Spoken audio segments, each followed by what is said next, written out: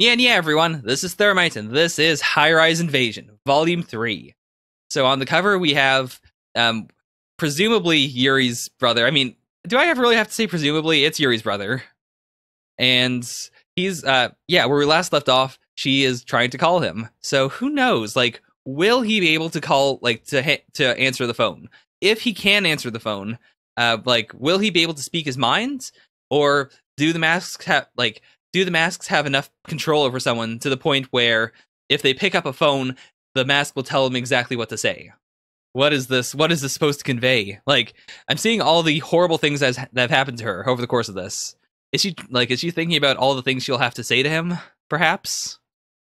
Why am I scared of calling him? Ooh, actually, maybe she thinks that he's already dead. But, or like something like that. Like, he's already in danger. Like, if she's gone through so much, what could Big Brother have gone through? What did you do? Ooh, avoiding the question. Right, his safety. That's what it was. My brother might already be dead. She must seem so strange, like, laughing right after that. But yeah, there's no way that my brother could be killed in this world. I absolutely love her bro-con tendencies. Like, this translation really doesn't get it across. But I think that's such a neat dynamic. Let's see. How will he respond? A dress room. Okay. Like, this brings up a strange question. I mean, it's pretty clear that a lot of these masks are based on archetypes. Like, you know, you have the schoolgirl, you have, like, the part-timer, there's, like, the butcher. The first guy was a butcher. So, I guess it makes sense that it would give each of them an outfit they have to put on. But the fact there's a dress room implies that they take off their outfits. Like, I honestly kind of assumed that they were just, like, tireless, like, zombies almost. But, does that mean that they have to sleep? Like, oh, that's kind of crazy to think of. Be clean and well-dressed at all times, right? Like, I love how gamified this world is. Like, not to the point of actually having, like, XP and whatnot, but it is all very clearly set up for the sake of, like, entertainment. And as a result, like, everything is very clear-cut. It's so intriguing. I love it so much. Maybe because my mask got some cracks, I can somewhat control my own mind. Okay, huh. So that's, like, so maybe he'll be able to speak once he gets the call. Alright, I believe this guy was from Volume 1? Or at least this outfit's very reminiscent of the mask from Volume 1. Oh, he's attacking. Is it because of the crack? Brother, please answer the phone. Aw, damn, alright. The gun is mightier than the axe. He's done. Or no, never mind. I kind of assumed it would be a one and done, but nope. Okay, this is a legitimate fight.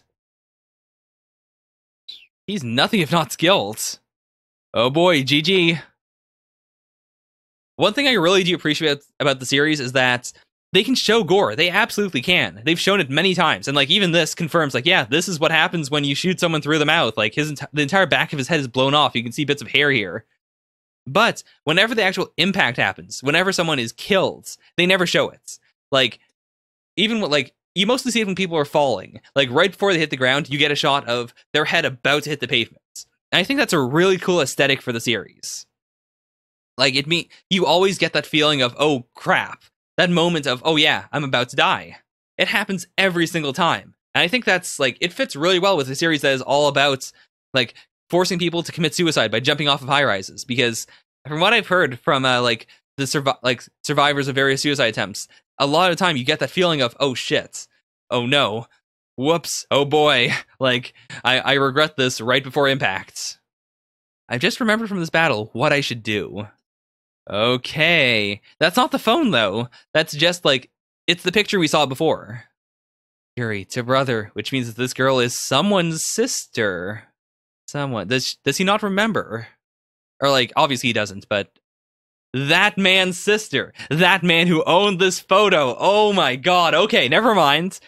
That is some god tier misdirection. Alright, so he is not her brother. And because she's calling, because we spent this entire time waiting for her brother to pick up, it's still completely up in the air whether he picks up or not. or like who it is, or whether we'll even get to see him, or whether he's dead. Oh, how invigorating. Yep, it's him. It's brother. Okay, so even without the translation, this makes it very clear that she's got a bro complex. Ooh, and within just one word, or like one sentence basically, he immediately managed to snap her back to reality. Yeah, they're very close. Why am I so obsessed with that man? It's not even the command for masks. Before that battle, or even before I wore this mask. Okay, huh. Brother and sister, both in this world, and I was almost killed by both of them. So what is his story? I feel like, now that we've included this idea of, like, the fact that he had some connection to both of them prior to this world, like, prior to being in this world, there must be some connection between everyone. Like, not necessarily an actual connection of, like, I know you. Like, clearly, she doesn't know most of the people she's seen here. But, I'm thinking that it must be, like, some commonality. Like, they're all in the same ward of Tokyo or something. Like, there's something that will, like, there's some commonality there that is the reason why they've all been sent here. And as a result, we can create bonds with other people. Like, once there's a commonality, both, like, the heroes can persuade other people to join them, and also, like, other factions can presumably bring themselves together, like the three boys, for instance. Like, they were obviously connected. From your information about the chopper and the location of the sun, I now know where you are. Okay, so at the very least, he's as smart as she said he is. There's one more thing. I have a little favor to ask you. Okay, Nisei-chan? That girl. Okay, so does he have a connection to her? Like, it's possible that the juncture point, the thing that connects everyone, could be something like that Yuri is unaware of, in the same way that, like, she was unaware of any connection to the police. Like, maybe it's closer to something involving her brother, or maybe someone connected to her brothers. Like, it's a far reach to get to her. Shoot her right now. Wait, what? You can easily get killed by little sporadic actions. Like, he's not wrong with that. And yeah, like, assuming she just told him everything that happened up to this point, like, she is pretty scary. And it is kind of cool to have this character who is, like, a stand-in for the audience to some extent. Like, we've only ever heard or seen the things that have happened here. Like, we aren't Yuri. We aren't, like, in her shoes. We've only seen her from, like, the distance of a manga page. So, in the same way, we can relate to him. Like, it would make a lot of sense for us as the audience to tell her, like, oh, you gotta kill her now. Like, it's the best way to ensure your survival. In the same way, he's doing the same thing. What you need to do is to kill Mayuko Nisei and wait for me to get there. Okay. Did she do this or not, though? Because of this, like, I feel like this could be a dream sequence. It could also not be. Like, it could just be a bam, just, like, sudden realization. Like, okay, so this is what I might have to do, but I don't think so. I mean, I do think so. I do think this is a dream. Or, like, a imagination spots. Oh, that's such a neat detail. I don't remember if I mentioned it or not, but, like, I did notice that. Like, when she also left her the bag. Yeah, so this entire time, like, she cares about her to some extent. Like, they don't know each other, but, like, she was willing to do that. So can you really shoot her in the head? There's no way, right? If you keep talking about this, I will kill you first. Okay. Then I'll put aside the plan for me to go and save you, and I'm gonna have a part in your helicopter takeover plan. Okay. Also, before I forget, what are these thuds? Like, is this the thud of realization, or, like, the thud of her heart? Because I assume if it was her heart, it'd be more of a ba-dum, ba-dum, ba-dum. These thuds are very important for some reason. Also, I do appreciate that, like, she didn't just say, like, oh, I don't want to, or I don't think I can do it, but no, I will kill you first. Like, that says something about the relationship that I didn't expect up until this point. Like, it doesn't seem like she just, like, follows anything he says without thinking about it. Like, she has a more equal part of this relationship, which I think is really nice. Like, it feels a lot more real than the typical, I don't want to say typical, because it's more of just a manga thing, but, like, the manga depiction of a brocon or a siscon. I don't think so. I don't think he was trying to test your determination. I'm pretty sure he really meant it, and now that you said no, he's immediately moving to a plan B. But that itself is really cool. Like, that is actually that feels way more realistic of a sister brother like relationship thing, as opposed to like, oh, like, how do I put this? Like, the idea that she, by her own means, is glorifying him. Like, that feels so much more normal than something where it's like, oh yeah, he really is just the best person ever. Like, he's somewhere in between. He is genuinely really good, but at the same time, like, he's not as good as she thinks he is. I was imagining something weird. Wait a minute. I'm not sure if that's the right thing to say here. I mean, to be fair, it's less awkward than I was imagining that you were dead, or I was imagining having to shoot you in the head, but still, hugging someone after they say that they smell weird and saying like, oh, I was imagining something weird. That's, I do ship it, though. Alright, brother is invincible? What exactly did he do? I assume it's a handheld weapon. There's a little stick thing here. I don't want to zoom in because I can't imagine we're going to get much more detail than that. But yeah, he was fighting throughout that, which I assume is what the thuds were. But I assume he didn't sound like he was panicked or anything when that was happening. So, okay.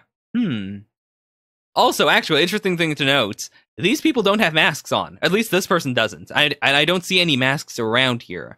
There are some pieces which could be like shattered masks, but he might have just been killing normal people. Okay, let's move forward then. Oh, she hasn't slept yet. Like, ever since the two of them met, she hasn't slept. Oof. I mean, it's only been like 1 day or so, but still, like, yeah, hopefully they can find a safe place to rest. We need a powerful force to fight against that angry mask. And a person who can operate the chopper. Actually, yeah. Like, as she said at the end of last volume, like, she wants to commit to a high-rise invasion. Like, she wants to be the invader, which means she needs complete control of the chopper. She can't just, like, use it to go home herself. So they need someone who can actually pilot it. That's really cool. Like, I was wondering if they're going to just skim by it and say, like, oh yeah, anyone can pilot a chopper. It's not that difficult. I can't believe she can turn her back to others with no caution. That's so cool, because we've seen, like, yeah, Yuri does have caution. She's kind of goofy, but at the same time, the reason she's there is because she has thought that, yeah, like, she's thought it out already. She already trusts Nisei so much that she's willing to just do this without thinking about it. Whoosh. Whoosh indeed. Just like your name, I'll be strong and cool. Okay. Oh boy, it's a cannibal mask. Oh, okay, so he uses a sledgehammer. What? Okay, I mean, I kind of just assumed we wouldn't see his face, like, until, like, later on, like, in a few volumes or so. But okay, so we're seeing his face. He looks alright. Nothing special, but cool enough. My sister's been misunderstanding me since she was little. She somehow thinks I'm a strong person. Rika Honjo. Okay, yeah, Rika is a very feminine name. I've never heard of a male Rika in any series I've ever read. The reason why Suki and Kendo is prohibited for children before high school and how it is dangerous. Okay, so it's a thrust to the throat. Makes sense. Yeah, because it'd be very difficult to defend against it, and you're striking the throats. It makes a lot of sense, and a sledgehammer is going to be way tougher than a bokken. Oh boy, that's not the throats. Both Suki and this hammer are effective to crack the mat. Okay. Oh, never mind. That makes way more sense. If you crack the mask, then their mind starts to come back, and if their mind is starting to come back, then they're paralyzed for a moment, and then you can kill them. Oof. Is he going to do it, though? Like, I assume so. He killed all those other ones. Ri means logical, and Ka means fire. Rika Honjo. Ooh, that is pretty cool. It's embarrassing, but I can see why she thinks it's cool. But yeah, as we saw before, even if the mask is cracked or torn off, something is left in the brain, so yeah, I can understand that. Like, if there's no way to fix them, and even if there is later on a way to fix them, clearly he doesn't know it, so I don't see anything wrong with him killing them. In this world, if you want to save yourself, you should leave generosity behind. Like, I think it's because he doesn't have... to be fair, I don't know. Maybe he had allies at some point, then he had to kill them or, like, leave them. But I do like this. I like how he's more pragmatic than her. Like, they're not just clones. They're not, like, the same person. They very clearly feel different. And in a way, like, the path he's choosing is one that isn't ideal. Like, I do think that Yuri's path is more ideal if it comes to surviving, like, putting your faith in others.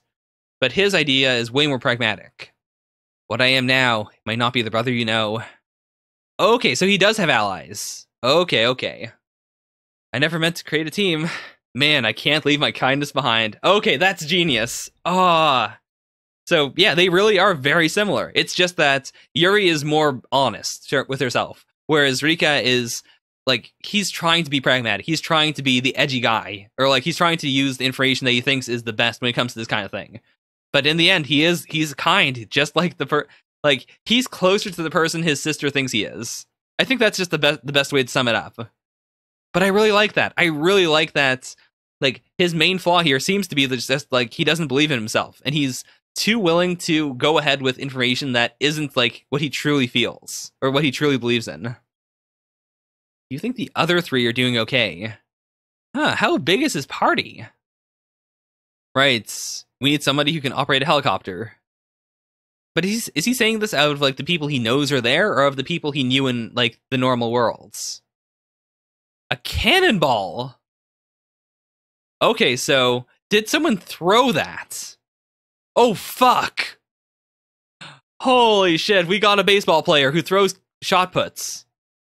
Holy shit. Okay, so I mean, we do know that the masks are superhuman to some extent, but god damn. It is impossible to throw at high speed like a baseball. Yeah, it's a strong one. In fact, he is the strongest they've met so far. Oh, jeez. Please let my brother be okay.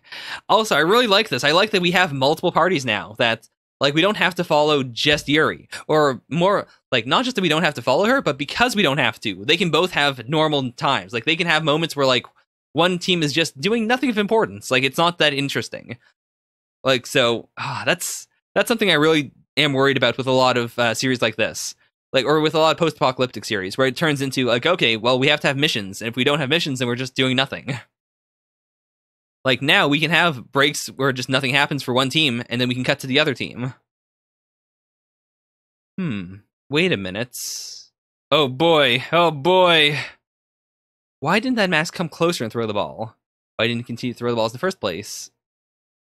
What? Okay, is he following baseball rules? A part of the original human mind is left which makes each mask different, right? Oh my god! This is so silly. I love it.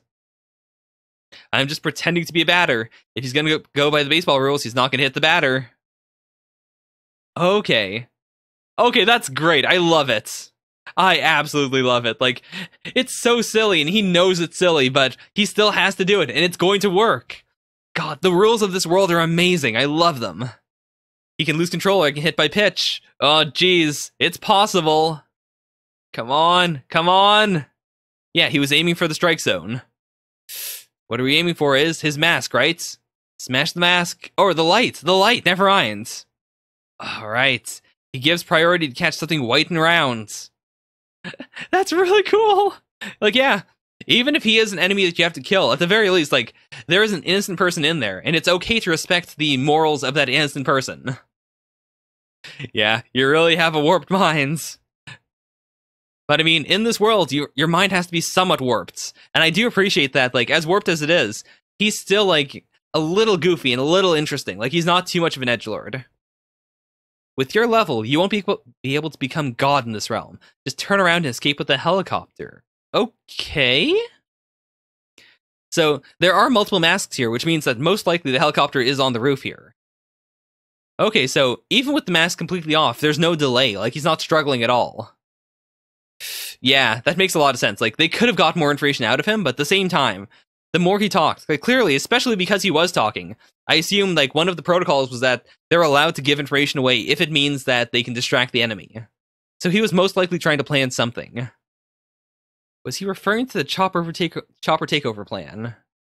I think there's something else. Like, I assume now that the people who work the best in this world are able to eventually take over. Like, it's kind of like the high-rise invasion thing. Or, you know, the high-rise invasion plan that Yuri had. Like, potentially someone else took over this world. Like, they actually succeeded. And now that they run the show, they decided to keep on going for some reason. Something has the real objective, which is God. Yeah, so even there, that means that potentially Yuri's plan isn't really breaking the rules of the world. Like, there's already contingency for that. Like, it's already expected behavior.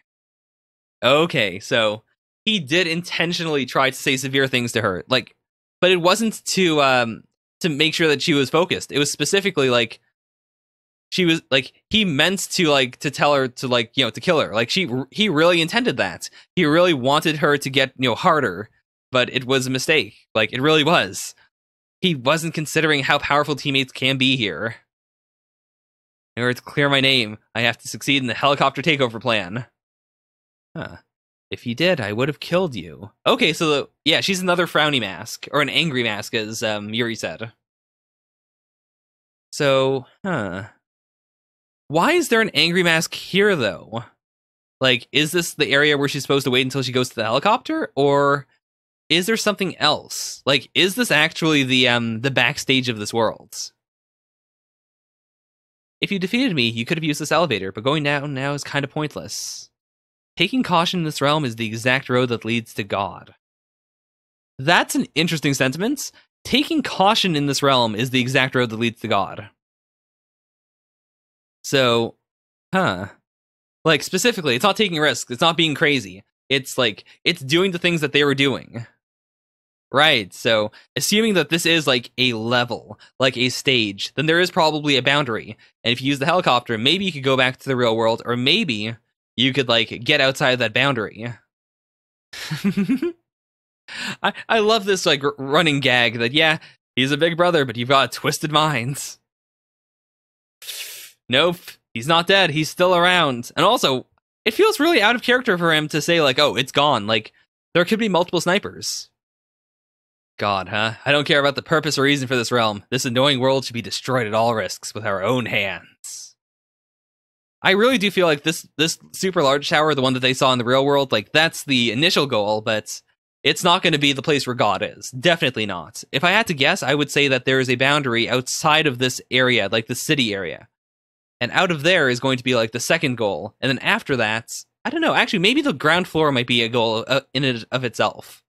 Like the underground would actually be a really cool place for a control room, because it would allow them to send masks literally anywhere if there's a subway system or something. And like it is the ultimate forbidden area. Plus it's the exact opposite of high-rise invasion. Like it's the opposite of being as high as you can get. I guess the alternate way, if they wanted to like tie into the themes of the series, it would actually be like the sky. Like the sky is artificial, and if you go above the sky, then you enter like the realm of God, which is like a control room or something. That'd be cool. Yeah, you probably shouldn't worry about it each time. Like, if you have more allies, then sure, make sure it's not one of them, but can't really control it otherwise. Or, like, if someone is dead, then you can't control that. You can only minimize the risks to yourself and to others. Ooh, that's actually pretty cool. Like, yeah, it's on the roof, so they don't have to, like, go into any of the apartments. And it's, like, it's got all the stuff they need to clean up and whatnot. There's tap water, so I was able to clean myself. Yeah, it's a good spot. It's real nice. This world really gets on my nerves. And yeah, like, I was about to say, like, they could just poop off of the building, but if there's a sniper there, or if there's anything watching, then they could easily, like, be alerted to it. So it's probably best to, like, do your business behind one of these bushes or something. Yuri, what are you doing? I'm wondering if, like, there is meant to be something here. Like, especially with the art, like, it could just be like, oh, yeah, we're friends and I think she's cute. But maybe there's something more, especially if they've, like, lowered the whole Brocon thing to some extent. You can trust the words of people who write after deep contemplation. What is God? Okay, so one of the masks they met also talked about God. Okay, so this, I guess we didn't hear what he said. If I were God, if I became God, everything would have went well. Also, is there a path that goes from being a mask to being God? Like, in the same way that I assume being not a mask allows you to eventually become God. Or maybe it's the other way around. Like, maybe he was a survivor who lasted for a fair bit, he learned about God, and then he became a mask. I feel like there's got to be some sort of internal promotion system for the masks, because that would also incentivize intentionally becoming a mask, like, even after you fought for a while. Yeah, she's gotten used to it, which is a bit worrying. In general, I don't like a lot of characters in post-apocalyptic series that get used to killing. It bothers me. I guess partially because I'm terrified that if I were ever in the post-apocalypse, I would kill someone else before I kill myself. Which is, like, that's the goal. If the post-apocalypse ever happens, I'm killing myself. And, yeah, I was leading towards a joke, but there's no real joke there. It's just morbid. It's just sad. Okay. An emotionless mask. What would this mean? Because angry masks seem to, like, be important. They seem to be the ones that control, like, main important areas of the world. Happy masks are, regular. What does this mean? This really is a weird situation, because, like, what if it turns out that this is, like, an ally mask? Or a mask where you don't have to kill it, and they do something else in the world? Huh. Okay, maybe this mask... Oh! Maybe he supplies goods! Yeah, like equipment. There was a rule that prohibited killing people who rode boats during battles. This emotionless mask is probably a non-combatant just like them. Okay, that's really cool. Yeah, and I do think that makes sense. Like, if you kill him, maybe an angry mask will come out, and that'd be a bad idea. Or otherwise, maybe, like, as long as they continue to exist, perhaps you'll just get more supplies. That also means that you can't just kill any mask you see. Like, you have to look at them, look for the expression, make sure it's not an emotionless mask, and, get rid of them. Or if it's angry mask, make sure to absolutely kill them. To be fair, this could also be a bomb or something, so... Mine had food and grenades inside.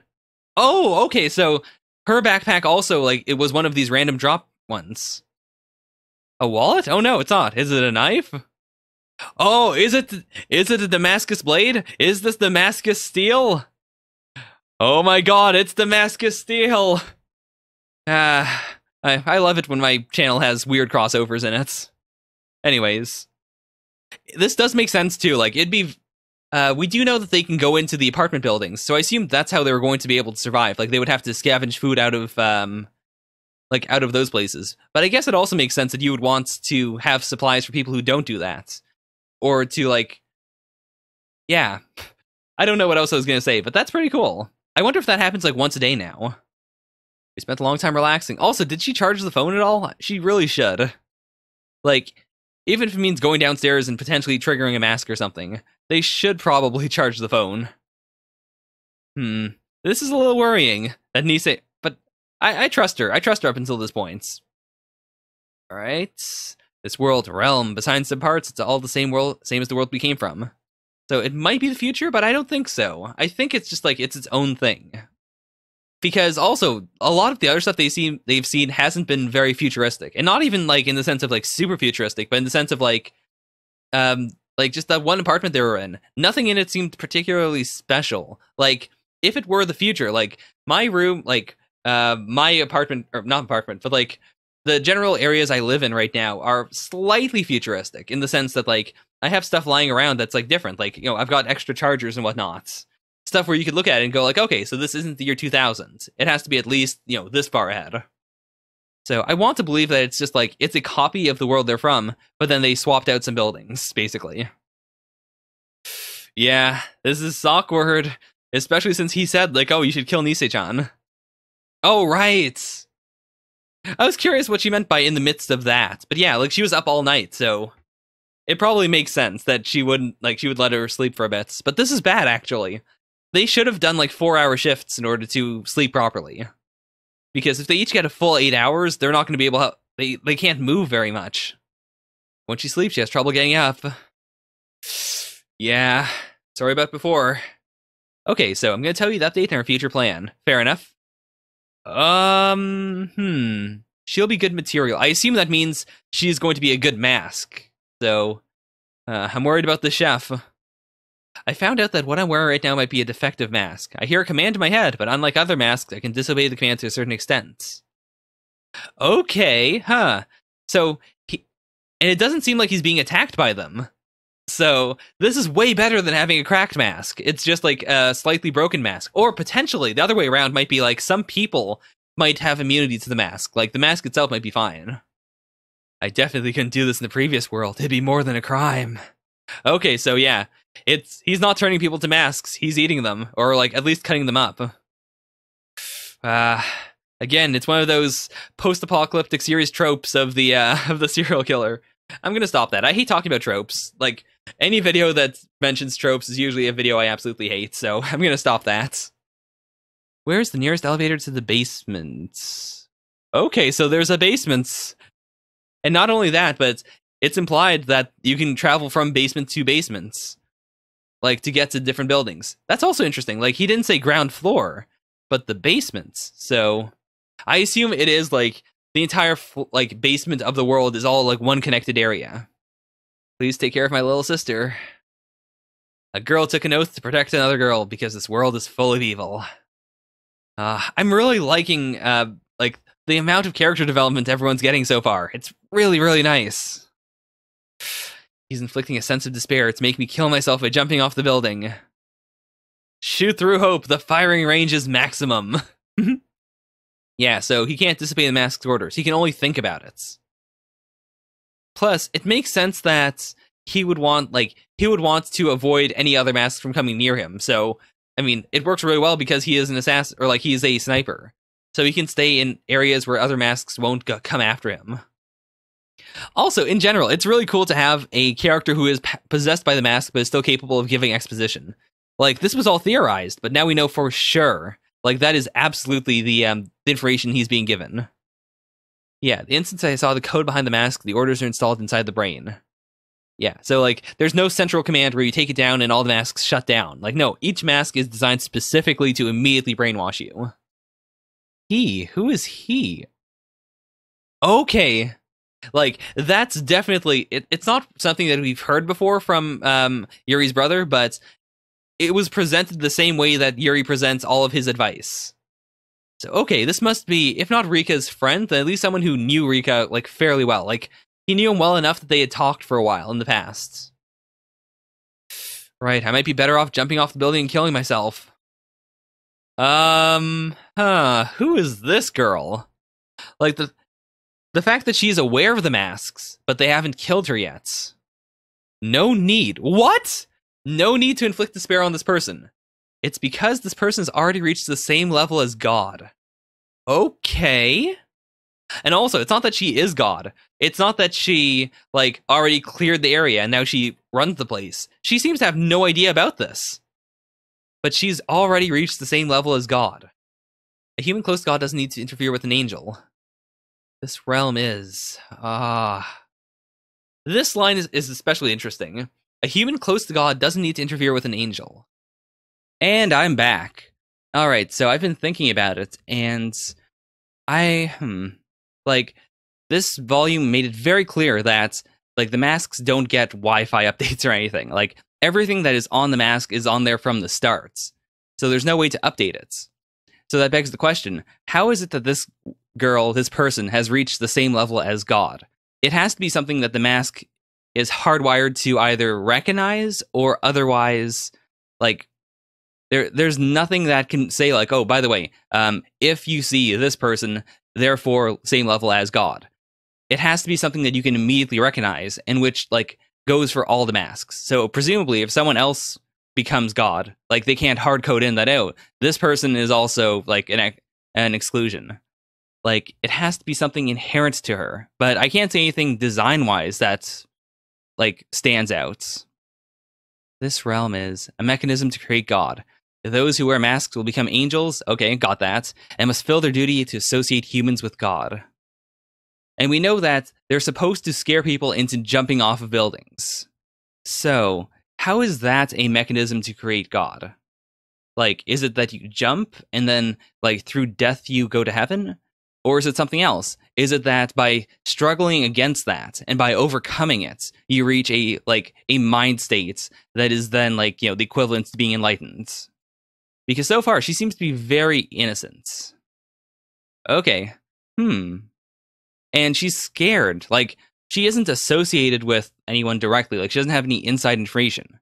So something about her, without her trying, without her intentionally, like, knowing about it, she is, like, associated with God. And yet she's also still here. Like, it's not like because she is on the same level as God, she just immediately gets a helicopter and is allowed to leave. Like, it's not a mistake or anything.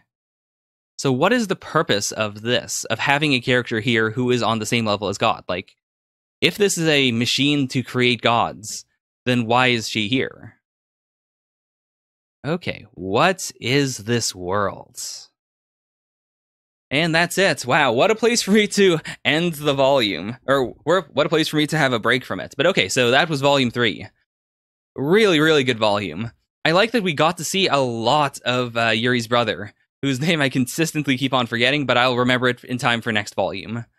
Again, I really do appreciate that the series is digging into how strange the concept of the series is.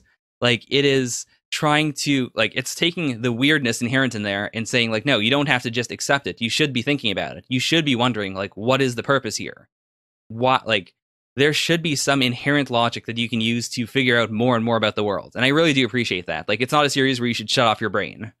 It's a series that, in fact, like, wants you to think about it. The aesthetics are still really, really great, and I appreciate the focus on teamwork that this volume had. Because the last few volumes, last 2 I should say, not few, were all very, like, it made it very easy to become cynical, to think that, okay, if you get in a team, you're going to be betrayed. But here, we have 2 separate teams who are both very, very trustworthy, barring, like, any sudden, like, mask putting ons. But I really do appreciate that. One of the few things I like about post-apocalyptic series is this idea of, like, teamwork and being able to trust in others. And so I'm really happy that they're going around that route. I don't have much else to say. I would have said more if I hadn't been interrupted, but that's life. So I guess I'll just move on to Volume 4 relatively soon. Man, this final chapter, though, I'm really happy with how the series has this constant momentum and how each volume makes me want to read the next volume immediately, without it being, like, cliffhangery. Like, this isn't a cliffhanger. This is just, like, a sudden burst of information to make you think. And so, like, I'm not going to start it right away, but I'm going to have to sit on this for a little bit. I'm going to have to figure out if we can, like, through the clues we already have, intuit anything else about the masks. But until then, I was Thermites. This is High Rise Invasion. Thank you guys so much for watching. Bye for now. Nya nya.